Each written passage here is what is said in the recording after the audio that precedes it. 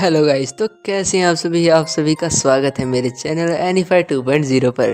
तो गाइस, आप सभी का स्वागत है इस नए पार्ट में। तो या गाइस, इस पार्ट की स्टार्टिंग वहीं से होती है जहाँ पर हमने पिछले पार्ट को एंड किया था, जहाँ पर हमने देखा था कि उस बूढ़े मास्टर ने हमारे एमसी की बॉडी पर पूरी तरह से अपना कंट्रोल कर लिया था और उसके बाद उसने उस गार्ड के उस पावरफुल अटैक को भी बड़े आराम से ही रोक लिया था।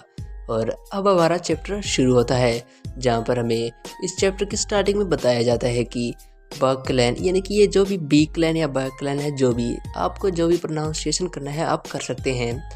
उसके बारे में बताया जाता है कि जब ये अपनी पॉपुलैरिटी के पीक पर था, यानी कि ये सबसे ज़्यादा पावरफुल क्लैन्स में से सबसे ज़्यादा ताकतवर नंबर 1 पर था, लेकिन उनके घटती हुई संख्या के कारण, जिसकी वजह से उनके लोग ख़त्म होते चले गए और उनका क्लैन बिल्कुल ही ख़त्म होने की कगार पर था। लेकिन तभी एक चमत्कार हुआ और उसी के साथ एक सितारा उभर कर आया, जिसने अपनी सुप्रीम मार्शल आर्ट के दम पर इस क्लैन को वापस से अपनी ऊंचाइयों पर खड़ा कर दिया, जो कि थे बिग क्लैन के पैट्रियार्च रियूसन। गाइस, हम इन्हें पैट्रियार्च ही कहेंगे तो ठीक चलेगा। और उसके बाद हमें बताया जाता है कि इन्होंने ही अपने इस क्लैन को इन ऊंचाइयों पर पहुंचाया है। और उसके बाद हम देखते हैं पैट्रियार्च के इतनी पावरफुल और सुप्रीम मार्शल आर्ट की वजह से उन्हें एक नाम दिया गया, जो कि था आयरन ब्लड। वे इसी नाम से काफ़ी ज़्यादा मशहूर हो गए थे। उनके जैसा पावरफुल अब तक बी क्लैन में कोई नहीं था जो कि हमने टक्कर दे पाया हो। ये सभी जितनी भी बातें थी वो हमें एमसी अपना बता रहा था। वो कहता है कि और इसी के साथ शायद मैंने कभी कल्पना भी, यानी कि मैंने इमेजिन भी नहीं किया था कि आज मैं इनके सामने आऊँगा। और हमें दिखाया जाता है कि एमसी पैट्रियार्च के सामने बैठा हुआ था, जो कि उनके चेहरे की तरफ घूर के देख रहा था। और पैट्रियार्च उससे कहते हैं कि आखिर मेरे चेहरे पर कुछ लगा है जिसकी वजह से तुम मेरी तरफ ऐसे देख रहे हो। और हम देखते हैं कि वो बूढ़ा मास्टर भी उसके आसपास ऐसे ही घूम रहा था। वो मज़े करते हुए कहता है कि ये तो काफ़ी ज़्यादा अच्छा है। मास्टर कहता है कि या आखिर तुमने इतनी ज़्यादा सजावट कर रखी है और तुम्हारे पास इतना बढ़िया सिंहासन है और तुम इतने अच्छे से बैठे हुए, शायद मेरे हिसाब से तुम यहाँ के पैट्रियार्च होगे। और अगर मेरी जानकारी गलत नहीं है तो तुम्हें ही कहा जाता है आयरन ब्लड। तो गाइज, हमें आगे बताया जाता है कि वो मास्टर एमसी के फादर की, यानी कि ये पैट्रियार्च एमसी का फादर है। और एमसी अब इसके सामने बैठा हुआ है और काफ़ी ज़्यादा टेंशन में है। और ये मास्टर उसके फादर की दाढ़ी को खींच रहा है और उसके साथ मज़े कर रहा है। लेकिन ये सिर्फ एक सोल है जिसके बारे में उसके फादर को कुछ भी पता नहीं चल रहा है, जिसे सिर्फ एमसी ही देख पा रहा है। और इसी के साथ वो एमसी कहता है कि आखिर ये बंदा ये क्या कर रहा है। और अगर आपको गाइस बैकग्राउंड नॉइस आ रही है तो मैं इसके बारे में कुछ नहीं कर सकता, क्योंकि आप मैंने पहले भी बता दिया था। और उसी के बाद हमें वो दिखाया जाता है कि एमसी उससे कहता है कि आखिर तुम ये कब तक करने वाले हो, क्या तुम इसे बंद नहीं कर सकते। लेकिन उसे ये नहीं पता था कि ये चीज़ें उसके फादर भी सुन लेंगे। ये सुनकर उसके फादर भी काफ़ी ज़्यादा हैरान थे कि ये क्या कह रहा है। लेकिन हम आगे देखते हैं कि एमसी सोचता है कि मैं ऐसे ही घबरा रहा था, मैं तो ये भूल ही गया था कि इसे सिर्फ मैं ही देख सकता हूँ। और तभी उसके फादर उसे बुलाते हुए कहते हैं कि आखिर तुम्हारा ध्यान कहाँ है, क्या तुम्हें पता नहीं कि तुम किसके सामने बैठे हुए हो। उसके फादर उसकी तरफ काफ़ी ज़्यादा गुस्से से देख रहे थे। एमसी कहता है कि मैं माफ़ी चाहता हूँ कि मैं आपको देख रहा था, लेकिन मैं थोड़ा सा खो गया था कि मैं क्या सोच रहा हूँ। और वहाँ पर बैठे हुए सभी उसके जो खिलाफ थे कि आखिर ये बच्चा अपने ही फादर, यानी कि पैट्रियार्च की इतनी इंसल्ट कैसे कर सकता है कि वो आखिर उसे बुला रहे हैं और वो ध्यान भी नहीं दे रहा है। एमसी कहता है कि मुझे माफ़ कीजिएगा, मेरा अभी तक पूरी बॉडी ठीक नहीं हुई है और अभी मैं थोड़ा सा बीमार हूँ, इसलिए मैं आपसे माफ़ी मांगता हूँ। और क्या आपने मुझे बुलाया था? जिस पर एमसी के फादर, यानी कि पैट्रियार्च कहते हैं कि हाँ, मैंने तुम्हें बुलाया था, मुझे तुमसे कुछ बात करनी थी। पैट्रियार्च उससे पूछते हैं कि आखिर जिन लोगों ने तुम पर हमला किया, यानी कि जो एसेसियन थे, क्या तुम इन एसेसियंस को जानते हो? अगर तुम जानते हो तो क्या तुम हमें बता सकते हो कि आखिर वो कौन थे? ये सुनकर एमसी काफ़ी ज़्यादा हैरान हो चुका था कि उसके फादर ने ये उससे क्या पूछ लिया है। एमसी अपने फादर की ओर देखता है जो कि उसी की ओर देख रहे थे, और वो सोचता है कि क्या फादर मेरा टेस्ट लेना चाहते हैं या आखिर मैं किस तरह से इस सिचुएशन को हैंडल करता हूँ। और हम देखते हैं कि वो आगे कहता है, मुझे लगता है कि वो सभी एसेसियंस शायद डिमोनिक अलायंस से आए होंगे और शायद वो उससे घबराए हुए हैं कि हम अपनी इतनी सारी सेनाओं यानी कि अपने सोल्जर्स को बढ़ा रहे हैं, जिसके वजह से वो थोड़ा सा सतर्क हो चुके हैं और वो हम पर हमला कर रहे हैं ताकि हम थोड़ा सा सतर्क रहें कि वो अभी भी यहीं पर हैं। सॉरी गाइस, ये बातें एमसी के फादर ने यानी पैट्रियार्च ने उससे की थी। और पैट्रियार्च के इतना कहने के बाद एमसी उससे कहते हैं कि शायद मेरे हिसाब से वो ये सब नहीं थे, क्योंकि उन्होंने अपनी मार्शल आर्ट को छिपाया था और शायद इसीलिए मैं कह सकता हूँ कि वो डिमोनिक अलायंस से नहीं हो सकते। शायद वो कोई और थे जो कि हमें मारना चाहते थे। और डिमोनिक अलायंस वाले इतने भी ज़्यादा पागल नहीं हैं कि वो सीधा बी क्लैन के मेंबर्स के ऊपर ही हमला कर दें, जिससे उन पर और ज़्यादा खतरा बढ़ने लगे। और शायद मैं ये भी कह सकता हूँ कि वो इतने ज़्यादा पागल नहीं होंगे कि वो मेरे पीछे आएंगे, जो कि अभी तक यंग लीडर भी नहीं बना है। जिसके जवाब में थोड़े से पैट्रियार्च सोचते हुए कहते हैं कि तुम शायद बदल चुके हो थोड़ा, क्योंकि मुझे लगता है कि तुम्हारे बिहेवियर में थोड़ा सा चेंज आया है। और लेकिन हम तुम्हारी बातों से कोई किसी कंक्लूजन पर नहीं पहुंच सकते, क्योंकि तुम्हारी बातों से ये पता नहीं चल रहा है कि आखिर वो बंदे कौन हो सकते हैं एसेसियंस जिन्होंने तुम पर अटैक किया था। अगर गाइज मैं किन्हीं और शब्दों का यूज़ करूँ बीच में तो सॉरी, क्योंकि मैं गाँव का रहने वाला हूँ और यहाँ पर शायद मेरे जैसी आवाज़ किसी की होगी भी नहीं। तो चलते हैं आगे।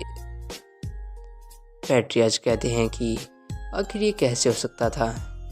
वहाँ पर हमने देखा कि तुम्हारे सिवा वहाँ पर सभी मर चुके थे, यहाँ तक कि तुम्हारी सर्वेंट भी मर चुकी थी जिसे तुमने अपने हाथों में पकड़ा हुआ था, और तुमने वहाँ पर सभी को मार दिया था बुरी तरीके से। क्या तुम्ही ने उसे मारा था या फिर किसी और ने? आखिर ये तुम इसके बारे में क्या कहना चाहोगे? पैट्रियार्च आगे कहते हैं कि क्या तुम्हें शर्म नहीं आती कि तुम एक बी क्लैन के मेंबर होने के बावजूद इतने ज़्यादा कमज़ोर हो? जिस पर एमसी कहता है कि मैं काफ़ी ज़्यादा खुश हूँ ज़िंदा रहने के लिए। जिसके जवाब का सुनकर सभी लोग काफ़ी ज़्यादा हैरान थे कि आखिर ये क्या कह रहा है। किसी को समझ नहीं आया कि ये पैट्रियार्च के सामने ऐसी बातें क्यों कर रहा है। पैट्रियार्च एमसी की बातों को सुनकर मुस्कुराते हुए उसे कहते हैं कि क्या तुम मेरे पास ऊपर की तरफ आओगे। जिसके बाद एमसी भी अपने धीरे धीरे कदमों के साथ पैट्रियार्च की ओर बढ़ने लगता है। फिर पैट्रियार्च के पास पहुंचने के बाद वो पैट्रियार्च से बताता है कि जब मैं वहाँ से भाग रहा था तब मुझे एक जगह मिली जो कि बिल्कुल ही अलग थी, जिसे मार्क किया गया था एक अलग लाइनों से। पैट्रियार्च उसकी बातें सुनकर हैरानी से पूछते हैं कि एक ऐसी जगह है जो कि मार्क की गई थी लाइनों से। मैं ऐसी चीज़ के बारे में नहीं जानता, शायद तुम हमें बता सकते हो कि वो कहाँ है। एमसी अपने एक्सपीरियंस के बारे में बताते हुए वो कहता है कि हाँ, जैसे ही मैंने उस पर कदम रखा उसी के साथ मेरे मन में अजीब सी चीज़ें महसूस होने लगी जिसे मैं समझ नहीं पा रहा था। मुझे काफ़ी ज़्यादा अजीब सा महसूस होने लगा था और मेरी बॉडी अपने आप बिना किसी के फोर्स लगाए अपने आप से ही उन सभी के साथ लड़ने लगी जो कि हर किसी वेपन को ही यूज़ कर पा रहा था। और उसी की थोड़ी देर बाद मैं बेहोश हो गया, मुझे किसी चीज़ का होश नहीं रहा। पैट्रियार्च कहते हैं कि ये काफ़ी ज़्यादा अजीब घटना थी, ये तुम शायद कुछ और अजीब बात बता रहे हो जिसे मैं समझ नहीं पा रहा हूँ। तभी पैट्रियार्च अचानक से एमसी का हाथ पकड़ते हुए उसके हाथ से कुछ पावर्स को डिटेक्ट करने लगते हैं, उसकी पूरी बॉडी को स्कैन करते हैं और उसके बाद पैट्रियार्च उससे कहते हैं कि तुम्हारी क्यूआई ब्लॉकेज अभी भी वैसे ही है, उसमें कुछ भी सुधार नहीं हुआ है। चलो कोई बात नहीं, हम तुम्हें इसके लिए माफ़ कर सकते हैं, अब तुम जा सकते हो। तभी एमसी वापस जाने से पहले पैट्रियार्च से कुछ कहता है। पैट्रियार्च उसकी तरफ देखते हैं, वो पैट्रियार्च से कहता है कि क्या आप मुझे मेरी तलवार को वापस कर सकते हैं। जिसके जवाब में पैट्रियार्च कहते हैं कि क्या तुम उस कचरे की बात कर रहे हो जो कि वहाँ पर पड़ा हुआ है, ये कैसी तलवार है, इसमें तो जंग लगा हुआ है। लेकिन एमसी कहता है कि मुझे यही चाहिए।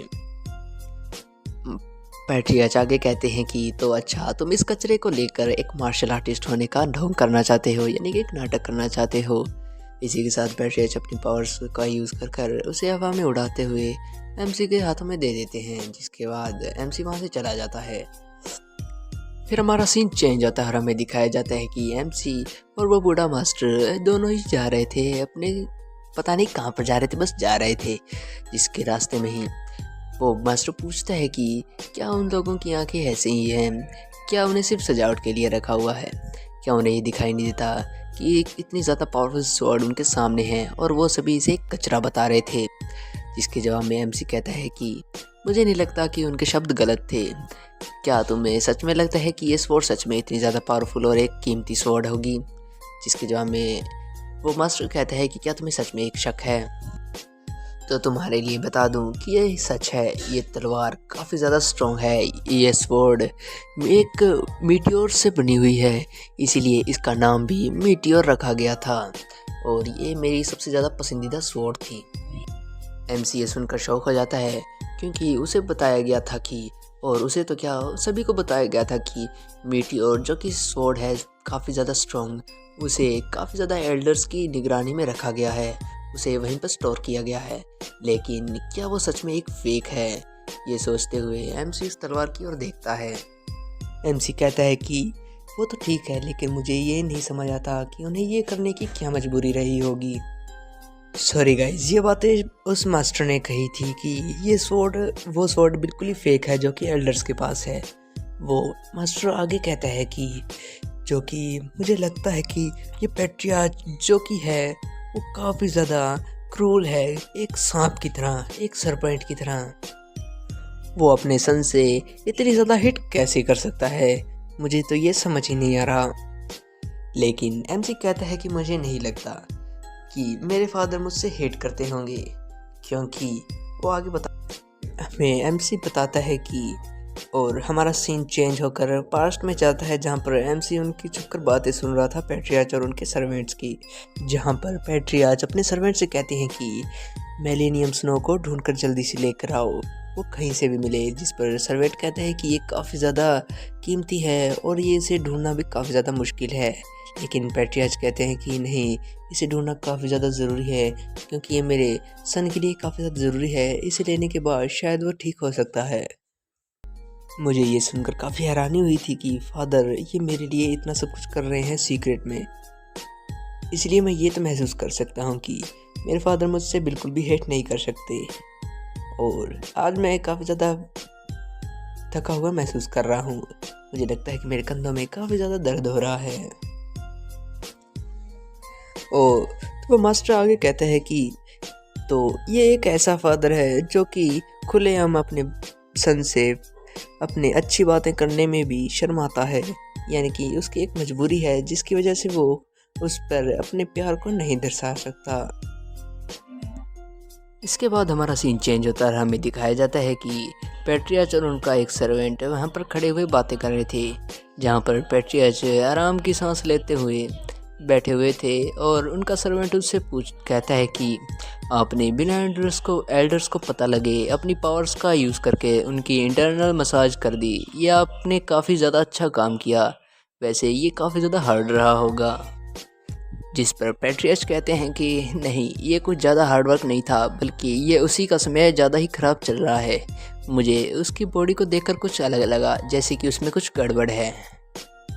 पैट्रियाच आगे कहते हैं कि मैं ये सिर्फ फिजिशियंस की टेक्निक्स की वजह से ही कर पाया हूँ, और उस फिजिशियंस ने मुझे काफ़ी ज़्यादा अच्छे से ट्रेनिंग दी, मैं उसे एक पुरस्कार देना चाहूँगा। तभी पैट्रियाच अपने उस बंदे को बुलाते हैं, वो कहते हैं कि क्लैन मैनेजर, जिस पर वो कहता है कि हाँ पैट्रियाच आप क्या कहना चाहते हैं। पैट्रियाच उससे कहते हैं कि वो निराश होते हुए बताते हैं कि क्या मैं उस पर ज़्यादा ही हार्श नहीं था, हम काफ़ी ज़्यादा लंबे समय के बाद मिले और मैंने उसके साथ ऐसा व्यवहार किया, क्या वो नाराज़ होगा। यहाँ पर हम देख सकते हैं कि पैट्रियाच अपने सन को काफ़ी ज़्यादा प्यार करते हैं, यही बात उनका सर्वेंट बताते हुए कहता है कि पैट्रियाच ये ऐसा बिल्कुल नहीं होगा, क्योंकि यंग मास्टर एक ना एक दिन ये ज़रूर समझेंगे और वो आपकी फीलिंग्स को ज़रूर समझ पाएंगे। जिस पर पैट्रियाज कहते हैं कि नहीं, यही ठीक है, अगर वो मुझे दोष देकर भी खुश रहेगा तो शायद ये ठीक रहेगा उसके लिए भी। क्लैन मैनेजर पैट्रियाज से कहते हैं कि लेकिन मैं यंग मास्टर की किसी बात से बिल्कुल परेशान हो चुका हूँ। जिस पर पैट्रियाज कहते हैं कि एक ऐसी घटना कि तुम किस बारे में बात कर रहे हो, कि आपने कहा था कि यंग मास्टर की मार्शल आर्ट्स की अवेकनिंग हो रही है। आपने कहा था कि हमारे क्लैन में 2 जीनियस का जन्म हुआ है। तो गाइज हमें ये बताया जाता है कि पहले हमारा MC एक जीनियस था और उसके साथ एक और जीनियस भी बोर्न हुआ था। जिस पर पैट्रियाज कहते हैं कि ये बिल्कुल बेकार है, क्योंकि अगर ये सच भी है तो ये बिल्कुल ही बेकार रहेगा। मैं ये चाहता हूँ कि वो लड़का अपने बाकी के बचे हुई ज़िंदगी बिल्कुल आराम से फ्री होकर जिए। जिस पर वो आगे क्लैन मैनेजर उनसे माफ़ी मांगते हुए कहता है कि शायद मुझे ये नहीं कहना चाहिए था। और तभी हम देखते हैं कि पैट्रियाज क्लैन मैनेजर को ऑर्डर देते हैं कि तुम जल्दी से जल्दी रेड ड्रैगन को भेज दो। ये कोई गाइज ये कोई एसोसिएशन है या फिर कोई इनकी टीम होगी। और जिस पर क्लैन मैनेजर कहता है कि ओके सर। और गाइज यहीं पर हमारा एपिसोड ये पार्ट बिल्कुल एंड होता है। मिलते हैं नेक्स्ट पार्ट में। ओके बाय गाइज, सब्सक्राइब करना बिल्कुल मत भूलिएगा। सो गाइज जैसा कि मैं आपको बता दूं कि मैं 10th क्लास में हूँ और मेरे बोर्ड्स आ रहे हैं, इसलिए मेरे प्री बोर्ड्स दिसंबर और जनवरी में होंगे, इसलिए वीडियो लेट हो सकती है।